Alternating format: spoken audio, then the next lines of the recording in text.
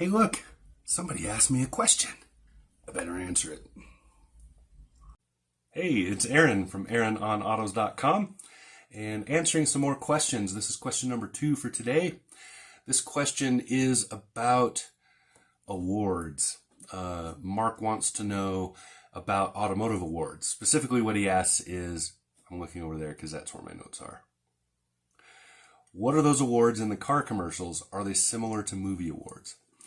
So the short answer to that is pretty much yes. They are very similar to movie awards. They matter more to the people giving and getting them than they probably do to everybody else who's not in the industry. Those awards come from a variety of sources. Some of them are virtually paid for. So in other words, we made a donation or whatever to this cause, and now we're suddenly the favorite car of the year for fishermen. I don't know, whatever. But most of the awards that you'll see, especially if an automaker is touting them, they're putting them out there and saying this is, so you'll see like Ward's, JD Power, you'll see like Motor Trend Car of the Year, stuff like that. Those awards mean something more than just, they weren't paid for. Those are awards that have some prestige because they matter. I am a member of two different automotive journalist groups, both of which give out an award every year for 3 different ones each. So there's like a car of the year, truck of the year, SUV of the year, that kind of thing. And also I've been a member of other organizations in the past that do the same. I've been in IMPA, the International Motor Press Association. I've been in some others. Right now, I am currently a member of the Rocky Mountain Automotive Press, or RMAP, which is based in Denver. I live in Wyoming, so I'm part of the Rocky Mountains. Also a member of the Midwest Automotive Media Association, or MAMA, which is based in Chicago, and I'm sort of technically in the Midwest, so I'm a member of that one. Both of those are in, as far as automotive press guilds go, they're smaller because these are smaller markets, but at the same time they're well respected, so they're good organizations. Both of them do roughly the same thing when they choose an award. So I'll use that as an example to how the better of these awards that you'll see are given. So if you have a Motor Trend award, that's Motor Trend's editorial board, the magazine's editorial board, coming together and giving out an award. You see JD Power, Consumer Reports, somebody like that. Those are awards based on that organization's, that company or organization's very specific metrics. So they have a measurement they use, they set it up a certain way, and that's how they give it out. In general, the more open the organization is as far as how they explain what they do to give an award, if you go to look for that information, the better the award. I tend to think of certain things like journalist awards, awards from journalistic organizations, to be higher ranked because journalists love to find dirt. It's kind of what we do, right? Some more than others. It's not really, I don't dig as much as some other people do. I tend to do opinions instead. But journalists love to find dirt because dirt is headlines. That's the best way to put it. So if an organization is cheating those awards, if they're giving them away based on some sort of money or there's some sort of insider trade, collaboration, whatever, if that was happening, it would be made public quick because journalists love that stuff. But so they tend to be on the up and up. They tend to be honest. They're pretty self-regulating for that.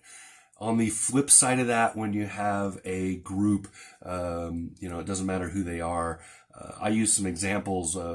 I came up with an example when I was doing this, and it was I call them PR fodder awards. These are awards that are given purely for public relations reasons. Those are awards like chosen the best, yada, yada, by the NAACP, Latino, whatever, white power, hoo-ha, LGBT something, children against stuff, etc. awards, right? So when you have an organization like that and they're giving an award to like a car, there's a pretty decent chance that there was some sort of that company has donated over time, or they've done some sort of collaboration of some kind. And so, the award is less about what the vehicle is and more about, the relationship. But with journalists and with bigger organizations that are respected. So like I said, Consumer Reports, JD Power, places like that. Ward's Auto, big one too. They tend to be way more up and up, and they have to be honest. If they're not honest about what they're doing and how they're giving out those awards, they would be outed quickly and dumped. So back to just a quick explanation of why or how these awards work. Both of the automotive organizations I'm in now and every one I've ever been in the past, all of them work the same basic way. So a vehicle, first, to qualify, a vehicle has to be new or substantially new. So that means it has to have like a new engine, it has to have be totally redesigned, it has to somehow fit whatever the criteria and the definition of new, substantially new, or whatever means. And for most organizations, that means that if all you did was change like the front bumper, you did one of those refreshes they do in the middle of the cycle.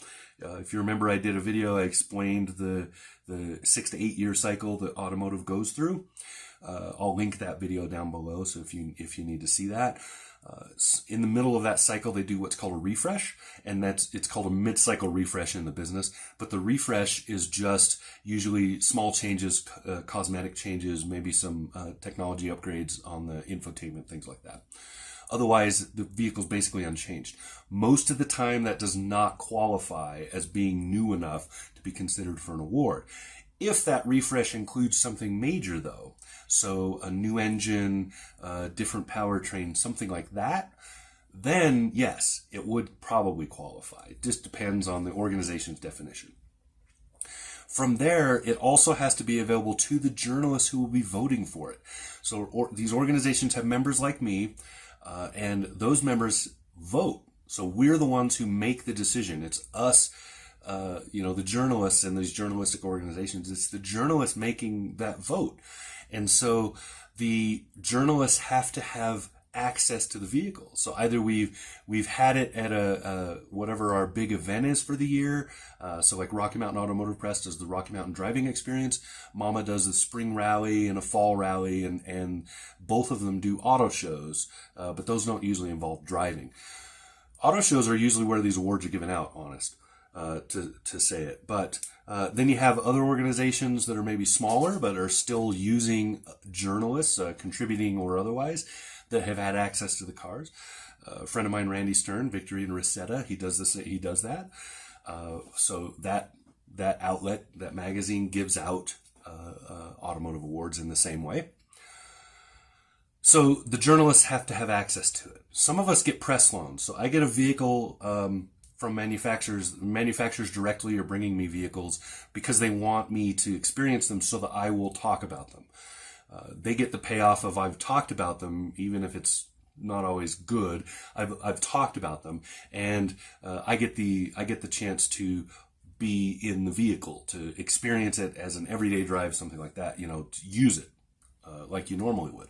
And so that's one way to get access to a car. Another one is to go to an event. So like I mentioned, the RMDE, Spring Rally, and so forth. Those are all events where journalists can go and we get a hold of cars. I also do some smaller events that are very, very enlightening. These events are things like off-road events, driving events. Some friends of mine who are fleet managers down in the Denver area, Rocky Mountain Red Line, they put on an off-road event, an ice driving event, and they're going to be doing a rally, like a long drive event that I won't be able to go to, but that's another way to experience.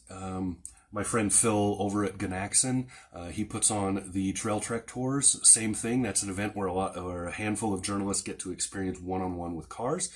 Then you have the invited events. So that's where and these I put a little less credence on. I've done them and I enjoy them, but I don't get as much out of them in terms of what I'm getting out of the vehicle, but I get a lot more out of it because then I get to talk to the engineer or the whoever. But those are called press junkets, and that's where a company, a auto company, any name one, they ask me if I want to go to some location and drive their vehicle for a day, and they'll pay for the airfare, they'll put me up in the hotel, they take care of everything while I'm doing it. Those are a little more hokey in terms of what the pay is, you know what I mean? But I do them because I like the FaceTime. I want to be able to talk to the engineer. I want to be able to talk to the PR people. I want to be able to talk to the designer. I want to talk to whoever did the interior, that side of it. And that's a great way to do it because it's a smaller press group. So you have less competition trying to get that person's time. I spent a lot of time, I went on the Jeep Gladiator. So you've seen the video I did on the Jeep Gladiator. I'll link that down here. That I went to California, drove that vehicle. It gave me a lot of information for that Gladiator that I wouldn't have had otherwise necessarily, or had gotten easily otherwise. And when I get one to have here at home to drive for a while, I'll get more out of it. So those kind of things are how the journalists get a hold of the car. Once we get a hold of the car, we can vote on it. Once we can vote on it, then there's an award. So that's basically it. It's like the Hollywood Awards, the Oscars and the Grammys and whatever for automotive. It's a lot like that, in that it means way more to the people giving it and getting it than it does to the people seeing it, right, who aren't part of the business. So I'll be completely frank, if I'm out buying a car, I go to a car dealership, I'm looking at a car, I really want that car, and I'm thinking, that's a good one, but I also kind of like that one. And the only difference between the two is that one of them has an award from some group and the other one doesn't. Honest, I'm not going to make a 5-year investment based on that. Because really, what does it mean to you as a consumer? It means that a lot of us liked it. That's a good sign. And if that is literally the only difference, maybe that is what sways the argument and moves it over. But it's rarely the only difference. And so, like I said, I would not choose one car over the other based purely on that metric. It's just not realistic. The awards are more about an industry than they are about the people who are buying or looking at the industry from the outside. So every award is like that. I don't care what it is. It could be your kid's soccer trophy. That means way more to that kid and way more to you as the parent than it does to any of us who are seeing it on Facebook, right? It's just total honesty. So there you go. That's a really good question. I really liked that one. So I'm glad that Mark asked it. I really like that question, and I'm making sure I answered it. I have to look at my notes here because I'm making sure I actually said everything I wanted to. I went on and on, though. We're working on 15 minutes. So that's a good question. I got one more today, and then we're done. But if you have a question for me, you can ask it in the comments below. You can find me on Aaron on Autos, and you can find me on Facebook, Twitter, Quora, wherever. Ping me. Ask me. If I can answer it, I'll do a video, or I'll at least type to you and tell you what the answer is. So go ahead, hit me up. If you got questions, I got answers. This is Aaron, AaronOnAutos.com. Talk to you again soon.